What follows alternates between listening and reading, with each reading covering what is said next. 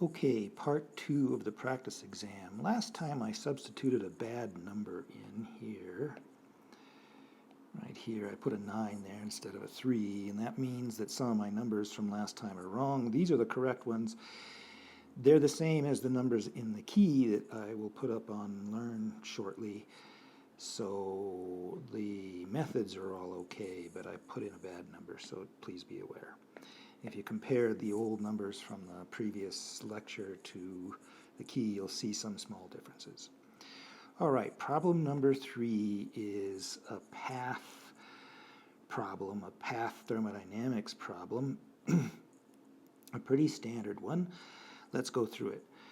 1 mole of a monatomic ideal gas, the easiest possible case, changes from a volume of 10 liters, where are we? Here we are, 10 liters, and a temperature of 1950 K, so that's state 1, to a volume of 20 liters and a temperature of 244 K, so that's state 2 down here.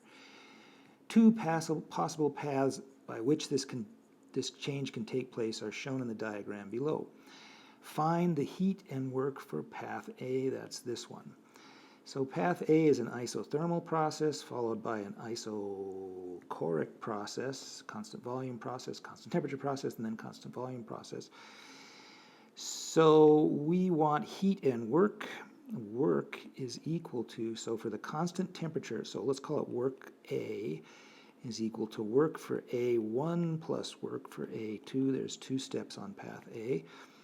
Work A1 is equal to, it's an isothermal process, and it's an ideal gas, monatomic ideal gas, so it's minus nRT log V2 over V1. But for an ideal gas, V2 over V1 is P1 over P2, and so this is minus nRT log P1 over P2. And that is equal to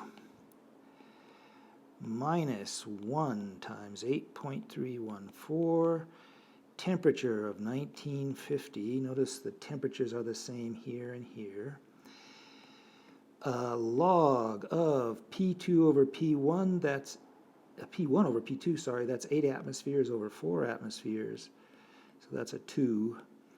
And that is equal to, let's do the calculation, minus 8.314 times 1950 log 2, and that is equal to minus 11,237.5 joules. So quite a lot of energy in that case. That's because of the high temperature here that there's so much energy for this particular case compared to other examples that we've done. WA2 is equal to the work done in an isochoric process. There's no volume change in an isochoric process, therefore no PV work. So WA2 is 0. I'm out of space here. Let me give myself some more space. Oops, that's not what I wanted to do.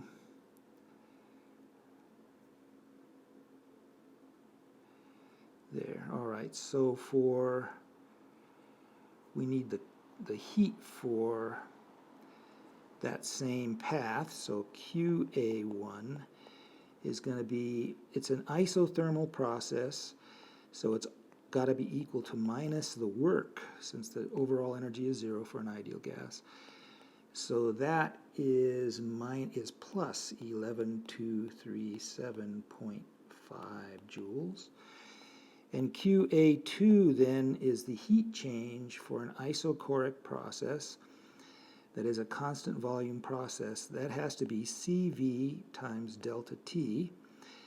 CV for an ideal gas is 3/2 nR, and delta T in this case is, the final temperature is 244 Kelvin, the initial temperature is 1950 Kelvin, and that is 3/2 times 1 times 8.314 times 244 minus 1950, and that is minus 21,275.5, minus 21,275.5 joules. Yeah, okay.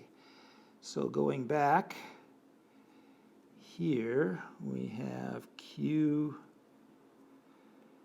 QA1 is equal to 11 plus 11, 237, 237 minus 21,275.5, and that is equal to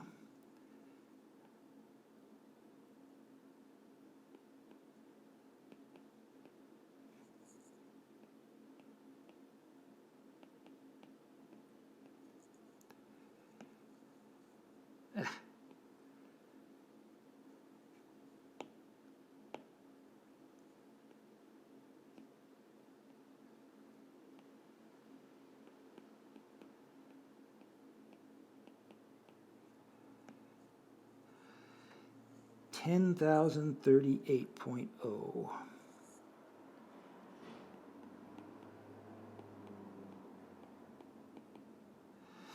All right, so those are the two answers for the total work and the total heat for path A. For path B, we're going to do the same kinds of things. Let's see if I can get away without this extra space here.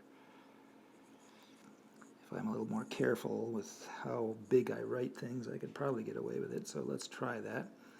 So now we're going by path B here. That starts with an isochoric process and then an isothermal process. For the isochoric process, that's going to have no work. It's going to be 0. And for the isothermal process, it's again minus nRT log, again, P1 over P2. But in this case, the temperature is a lot smaller, right? Before it was 1950, now it's 244, notice. So much smaller temperature, therefore a much smaller change. So minus 1 times 8.314 times 244 log of 2, right? So it's 2 atmospheres here and 1 atmosphere here. So it's log 2 again. And that is minus 8.314 times 244 log of 2, and that is 1,406.1 minus 1,406.1 joules. That's the total work. Now the total heat.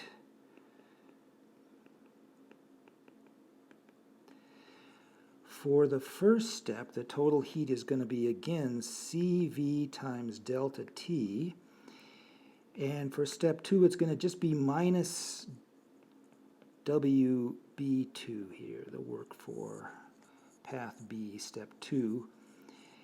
And CV delta T is, again, 3/2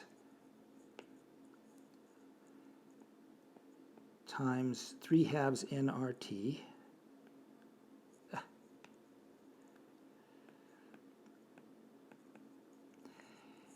And so that's 3/2 times 8.314 times delta T is again 244 minus 1950. I think that's going to be the same as what we did last time. Yeah, minus 21,275.5. So that's minus 21,275.5 plus, for the minus here, right, 1406.1,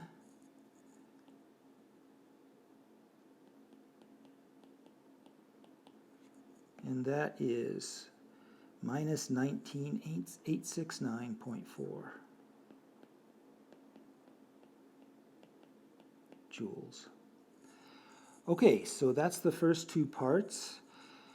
These problems are fairly long, as you can see, because there's 2 paths and at least 2 steps on each path. But they're not terribly difficult. It's just a matter of putting in the right calculation for work and heat for each step of each path.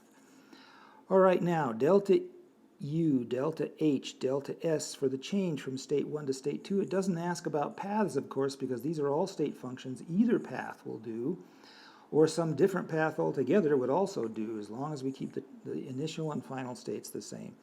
So delta U is equal to Q plus W. We can use either path. Let's use path B, I guess. So Q is minus 19869.4 plus a minus 1406.1, and that is equal to, actually it's going to be minus 21,275.5 joules, right? Because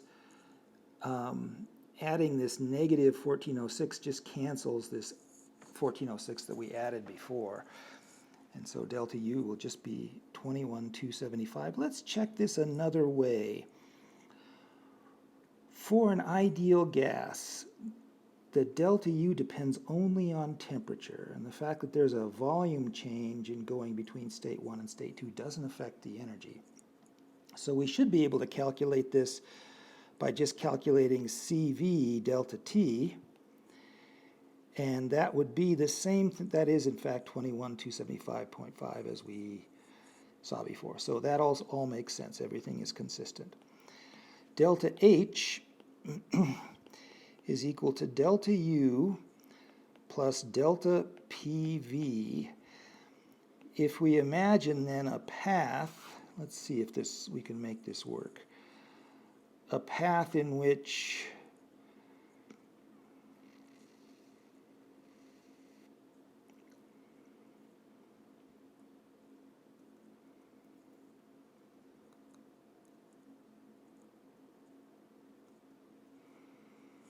well, I don't know if I can make that work or not.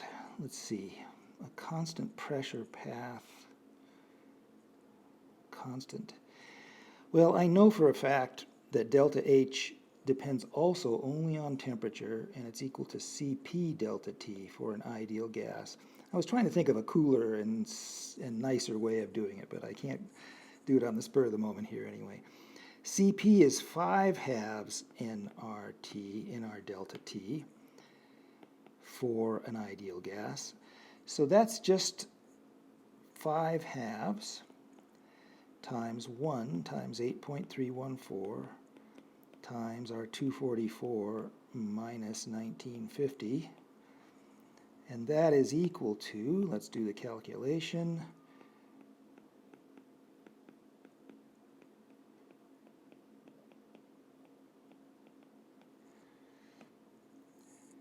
that is equal to minus 35,459.2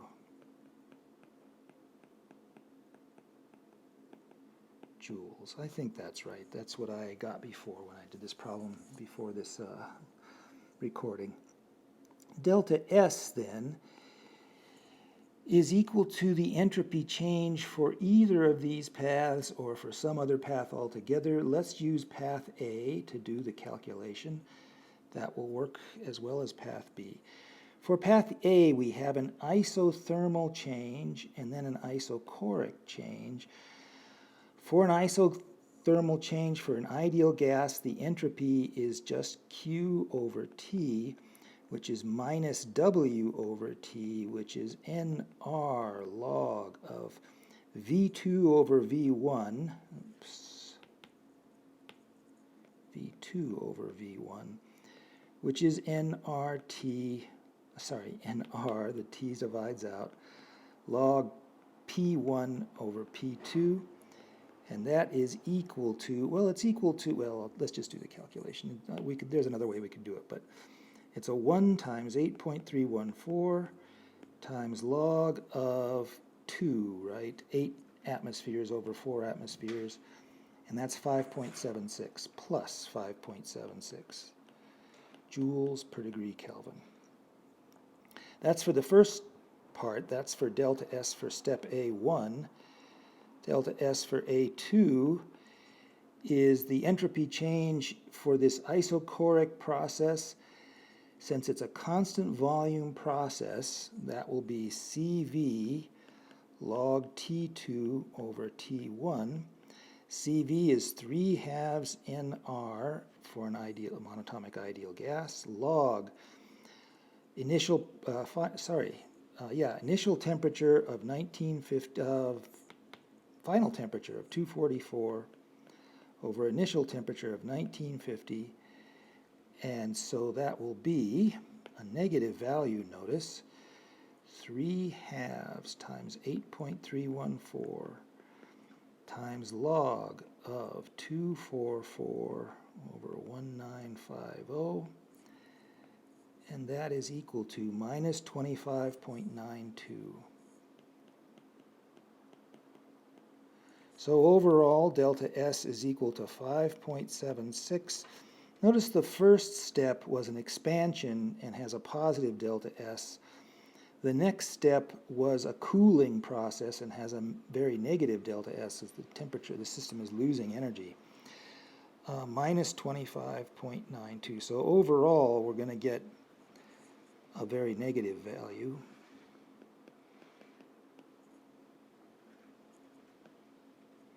And that's 20.16 minus 20.16 joules per K. Okay, that is all of problem number 3. I think those numbers all agree with what I got earlier, so I think they're all right. I guess I should warn people that I am very far from beyond making a mistake myself, so don't take, like we've seen above already, so don't take any answer I get here as beyond question. I will probably end up making a mistake or two before we finish this thing. All right, problem number 4. A polymer molecule can exist in 2 states, folded and unfolded. So this is like a protein folding problem. You've got some kind of protein that's folded up, and then it goes to some kind of random coil. In the folded state, it can have 1,000 microstates of equal energy, so 1,000 microstates. In the unfolded state, it could have 10 to the 8th microstates of equal energy. So as you would expect for a large protein molecule, even when it's folded up, there's still quite a few microstates available. But after it's unfolded, there's a lot more microstates, so that's the physical situation. The problem says that all of these microstates have the same energy. They're all on one energy level, if you like, and likewise for these 10 to the 8th over here. So they're also on one energy level. It's useful for these kinds of problems. This is obviously a probability problem, a Boltzmann distribution problem. It's useful to draw an energy diagram if you can. And in this case, the energy diagram would be something like this. Let's call this folded state. It says here that there's a difference in energy of 25 kilojoules per mole between the 2 states, between these 2 guys, and that the folded state has lower energy. So let's call that folded state energy 0. We can always choose the 0 of energy to be whatever we like. And that's got 1,000 states of equal energy, it says. And then there's an upper state, and it's got even more.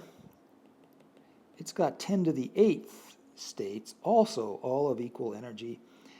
And the gap between those two is 25,000 joules per mole. So, so the first question that the problem asks is, give an expression for the canonical partition function Q for the full system, including both folded and unfolded states, as a function of temperature. Also give the value of Q at 2 equals 0, T equals infinity, and T equals 300, in other words, the standard values.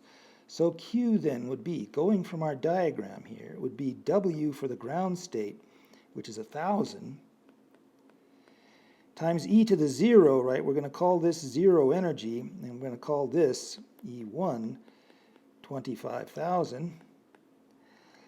So plus the number of microstates in the upper state, which is 10 to the 8th, times e to the minus energy gap, which is 25,000, over RT, which is well, let's just call it RT because we will need to evaluate at different temperatures. So that's our expression. That's what goes in here. Our general expression as a function of temperature for the partition function. Now at 0, this temperature goes to 0. This quantity then all goes to 0. And so Q will just be equal to 1,000. The number of everything's frozen into the ground state, of course, is as usual. When T is equal to infinity, this whole quantity up here goes to 0, and we're going to get 1,000 plus 10 to the 8th. That's 1.00001 times 10 to the 8th, right? It's 10 to the 8th plus 10 to the 5th, 5 orders of magnitude lower. So almost the same as just 10 to the 8th. And then finally at 300, we actually have to do a calculation. And let's just give myself some extra room here rather than making another page or anything. I'm going to have to get rid of that, but it's starting to get messy anyway. So at 300, we have that Q is equal to 1,000 plus 10 to the 8th times e to the minus 25,000 over RT, but RT is now equal to R times 300, which we already know. That's 2494. That's our memorized value, right? And you can see that this is almost 2,500. 25,000 divided by 2,500. So this is going to be about e to the minus 10 here. And let's see what value we get for that. That's going to be 1,000 plus 10 to the 8th power times e to the minus 25,000 over 2494.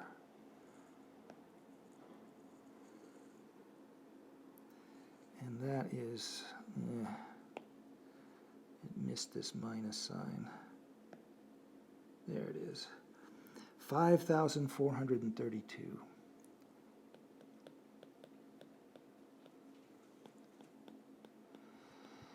So this 10 to the 8th got greatly reduced by the factor of 10 to the minus 10 that comes from the Boltzmann factor there. But it still had enough left over so that it dominates this 1,000. There's actually almost 5,000 states available to the system, even though the ground state only has 1,000 states. All right, part B. At T equals 300 K, find the probability, PFI, of observing any one microstate of the folded polymer, and also the probability PUI of observing any one microstate of the unfolded molecule. So this is not asking about probabilities of whole levels. It's asking about probabilities of finding one microstate. So P folded for any one microstate will just be 1 over Q, right? Since the energy of the folded state we're taking to be 0.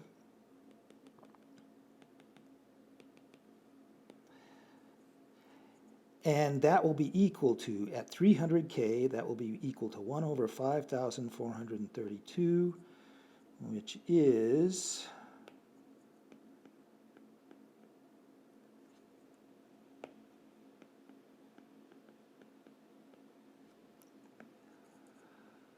1.84 times 10 to the minus 4.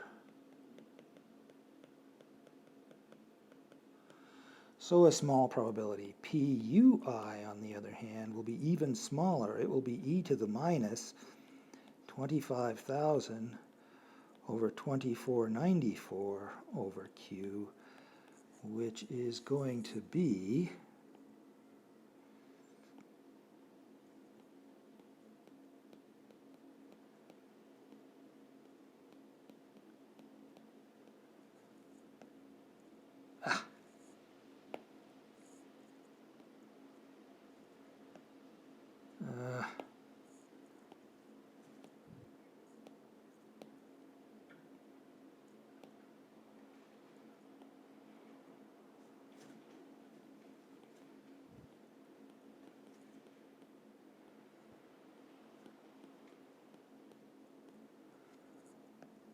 'There we go. 8.16 times 10 to the minus 9. Okay, so the probability of getting any one microstate, that is to say, in the context above, in the folded state, things are kind of vibrating and moving around, but you're asking for the probability of any one specific little vibrating state.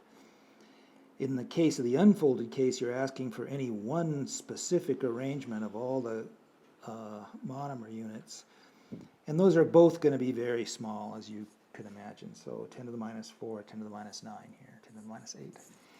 Then it says, okay, let's calculate the probability for a whole level, either for the folded level or for the unfolded level. And this is going to be a fight, of course, between the fact that the folded level is the lower in energy and therefore has more probability per state, but has fewer number of states, in fact 100,000 times fewer number of states, and the upper level, which has higher energy and therefore lower probability per state, but a lot more states. So in this case, the probability for the folded state for the whole level will be just 1,000 times the probability for the folded state for any one level, and that will be 1,000 times our 1.84, so that's 0.184. And the probability for the unfolded state will be 10 to the 8th times the probability for any one unfolded state, and that will be 0.816, right? So 10 to the 8th times that number, and 10 to the 1,000, or 10 to the 3rd times that number. Notice that if you add these two guys together, you get 1, as you should, right? Because now this includes all the possibilities for all of the states. So about an 18% probability for the ground state and about an 82% probability for the upper state. So even though the upper state has higher energy in this case, there's still an 82% chance of the molecule being unfolded because there are so many more extra states in that unfolded state. And that's a common thing that you see. Basically, the unfolding is being driven by entropy, right? W is a much bigger number for that unfolded state than it is for the folded state. So even though you have to pay some cost, you have to import some energy from the surroundings in order to make that happen, it still turns out, in this case at least, that the system gains entropy overall in both system and surroundings by unfolding. Notice, though, that there's still an appreciable probability of finding things in the folded state. This is not a case where one of the two states dominates. All right, that is the next two problems. Let me stop again, and we will continue.